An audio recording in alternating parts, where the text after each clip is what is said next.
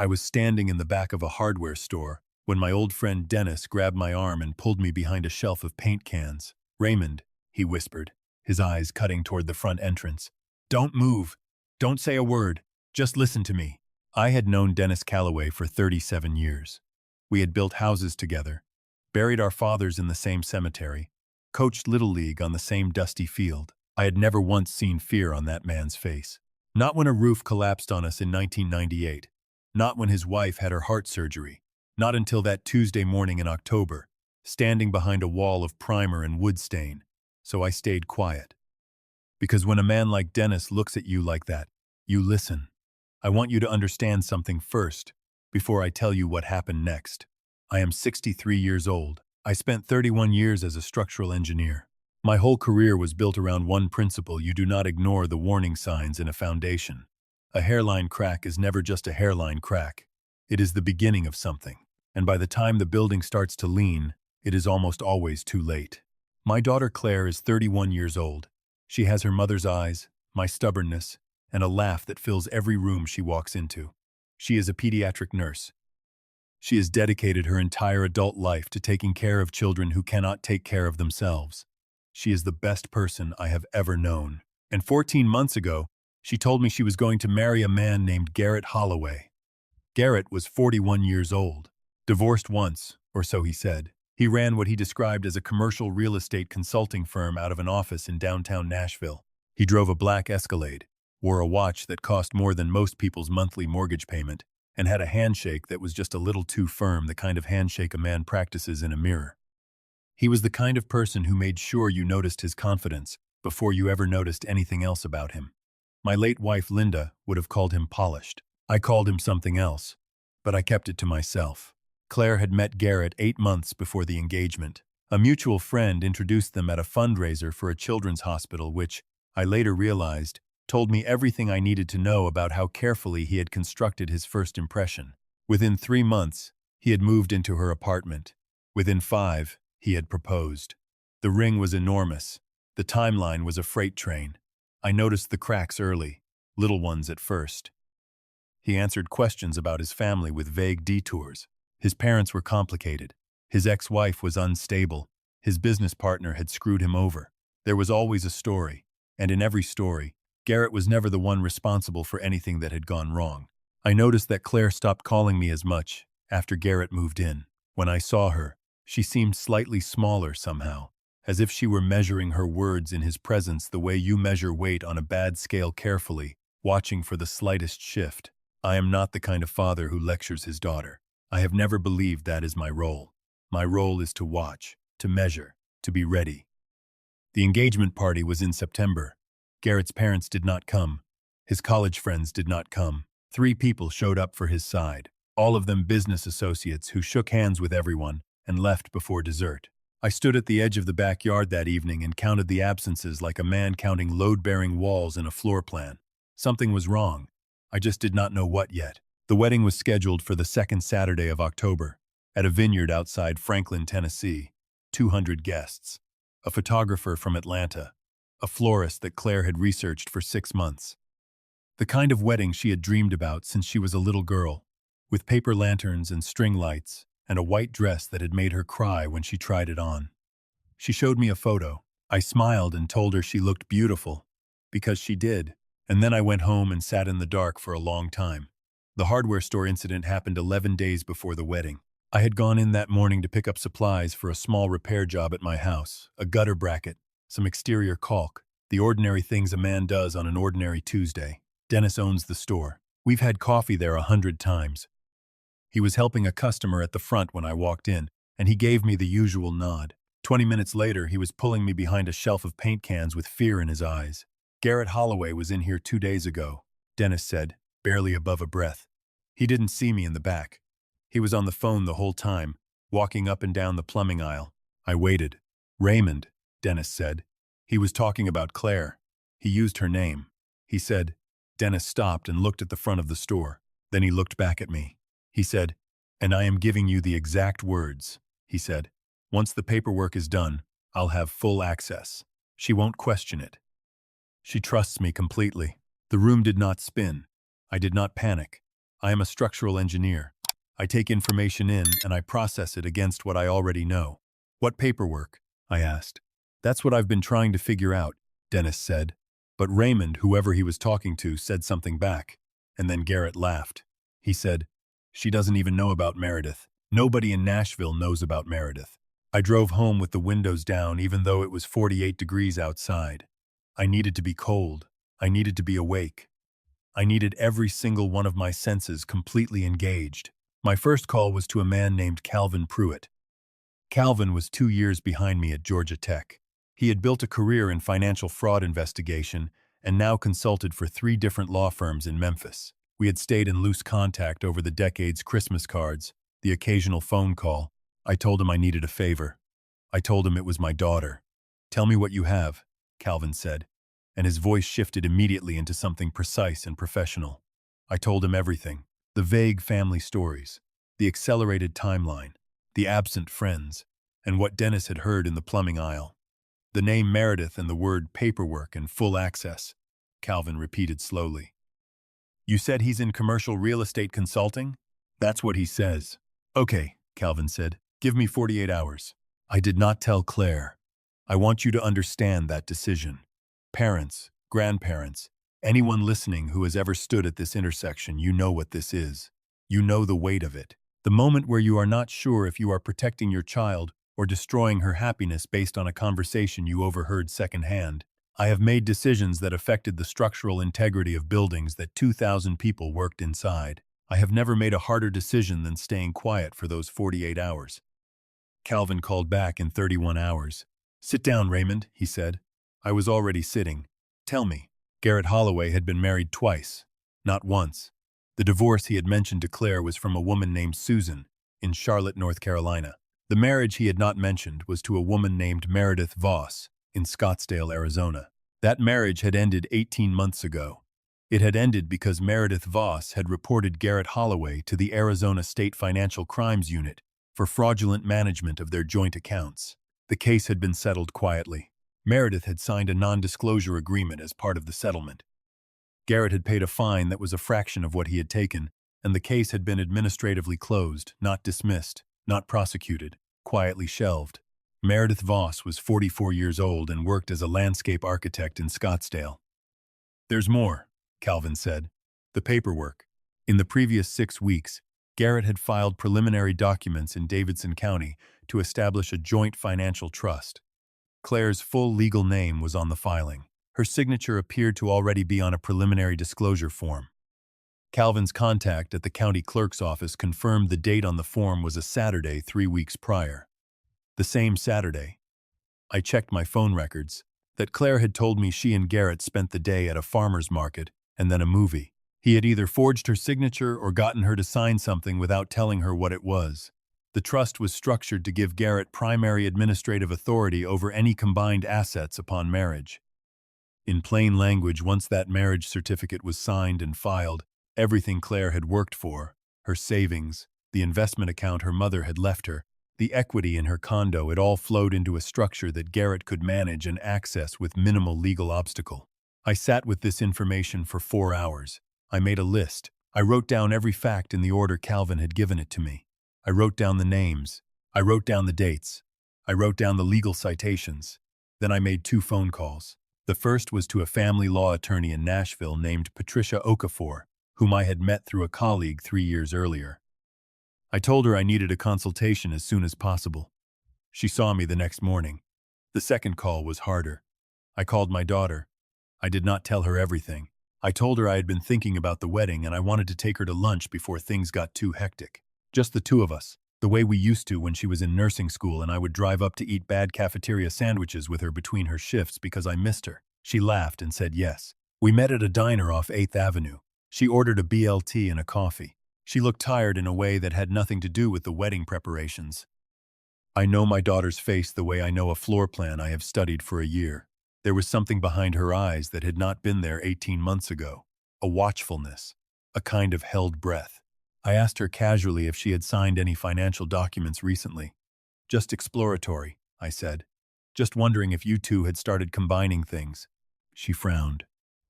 "Garrett mentioned something about a trust. He said it was just preliminary, for tax purposes. He had a form in the car one day, and I signed it so we could keep moving. We were already late for dinner.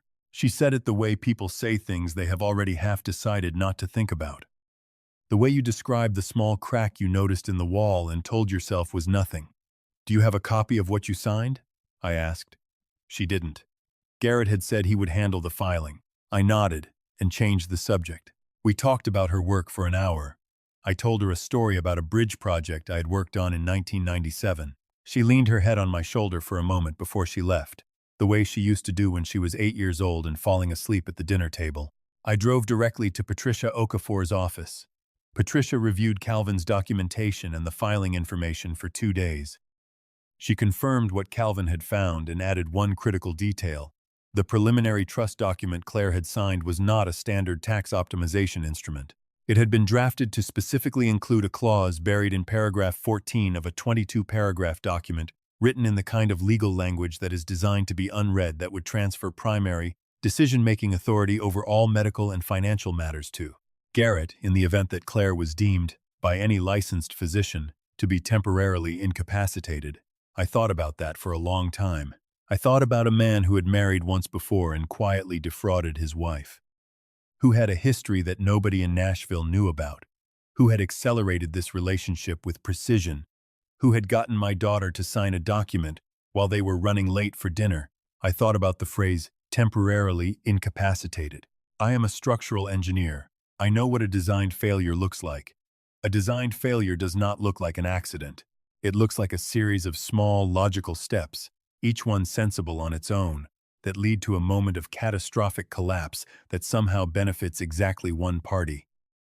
Patricia filed an emergency motion to flag the trust document with the county clerk's office, citing the forged or fraudulently obtained signature, which created a legal hold on any further processing. Then she told me that if I wanted the marriage to stop, I needed something Garrett could not explain away in a room full of wedding guests and a sympathetic officiant. That is when Calvin found Meredith Voss. I called her on a Thursday evening. She did not answer. I left a message, my name, that I was the father of a woman about to marry Garrett Holloway, and that I was asking for 5 minutes of her time. Nothing more. She called back in 19 minutes. We spoke for 2 hours and 40 minutes.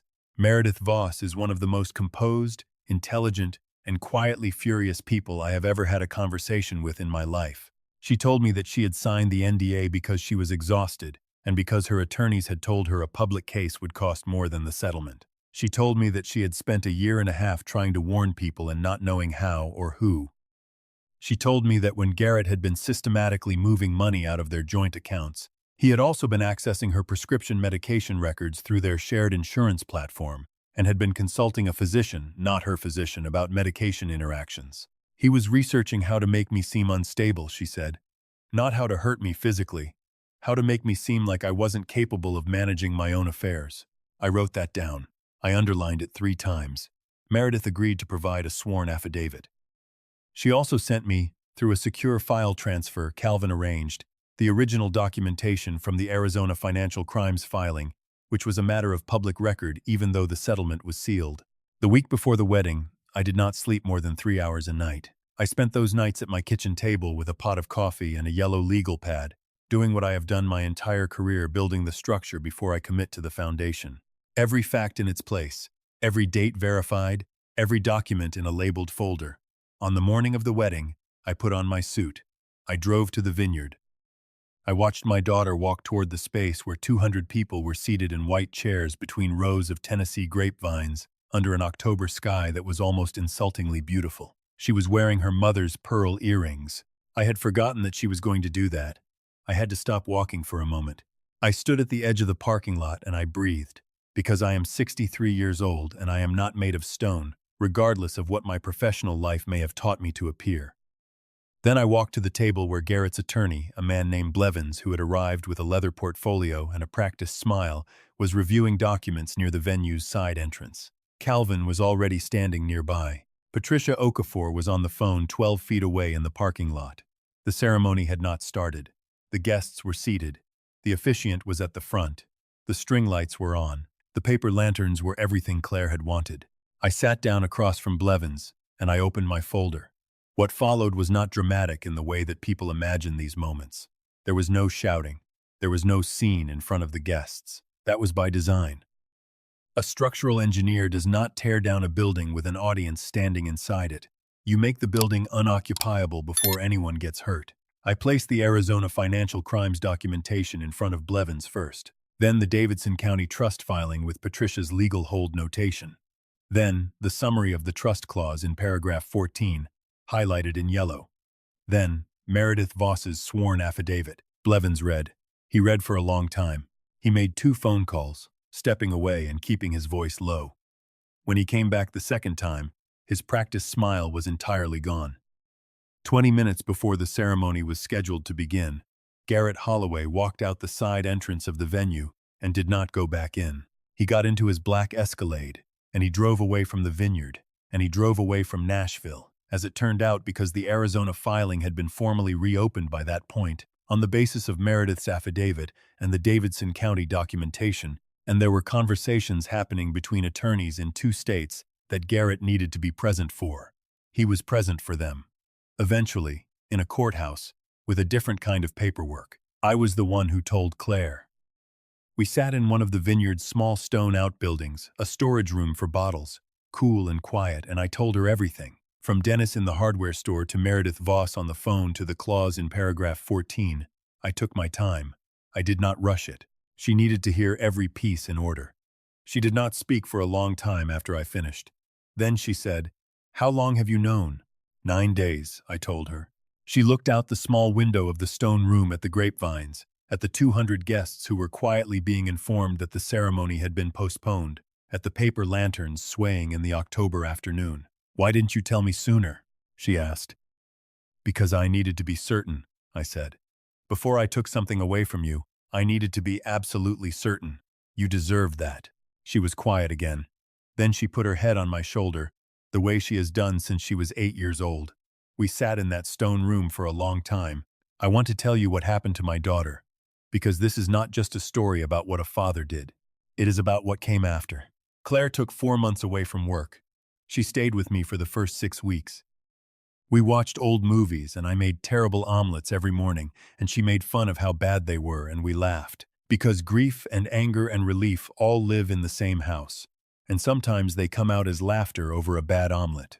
She went back to her unit at the Children's Hospital in February. Her head nurse told me later that within a week, the kids on the ward were calling her by her name again like she had never left, because children who are sick have a radar for the real thing, and Claire has always been the real thing. Garrett Holloway is currently the subject of an active financial fraud investigation spanning 2 states. I am not a lawyer, and I will not tell you how that ends. I will tell you that Meredith Voss called me on a Thursday in March and said, simply, "Thank you for doing what I couldn't." And I told her that she had done more than she knew, and that I was glad she called me back. The trust document was voided. Claire's accounts are her own. Her mother's investment account is her own.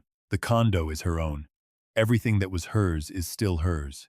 Dennis Calloway and I still have coffee at his hardware store. He never asks for any acknowledgement of what he did, which is exactly what I would expect from a man like Dennis. Last month, he was helping a customer at the front when I walked in. He gave me the usual nod. I think about the word whispered a lot. I think about the things that are said quietly, the warnings that come in hardware stores and phone calls, and the look on a man's face when he has seen something he cannot unsee. I think about how easy it would have been to dismiss what Dennis told me. How easy it would have been to decide I was a worried father seeing problems in a man my daughter loved because I was afraid of losing her. I was afraid of losing her. That was never not true, but I am a structural engineer. And I know that the most important thing you can do for a building is not build it faster, or make it taller, or make it look more impressive from the street. The most important thing is to make sure the foundation is real. She deserves a real foundation. She always did. My daughter is going to be okay, friends. I need you to know that. Because I know some of you sitting with me right now are parents too, and you know the specific weight of this kind of fear. You know what it is to watch your child walk towards something and hold yourself completely still while every instinct you have is screaming. Hold still. Watch carefully. And when a trusted friend grabs your arm in a hardware store and tells you to listen, that is all I did. I listened, and I measured, and I built the case brick by brick the way I have built everything in my life, carefully, patiently, and without a single shortcut, because she is worth every sleepless night at that kitchen table. She is worth every phone call, every folder, every highlighted paragraph. She is my daughter, and she always will be. Sometimes the most powerful thing a parent can do is simply stay patient when everything inside them is screaming to act. Raymond didn't save his daughter by being louder than the danger. He saved her by being quieter, more careful, and more thorough. If someone you trust pulls you aside and says, listen, listen. And if you love someone, build slowly, verify everything, and never mistake a polished surface for a solid foundation. A small note for you: this story was created and fictionalized by AI, crafted to bring you a meaningful hour of entertainment while leaving behind something worth carrying. The reminder that quiet, steady love is often the most powerful kind.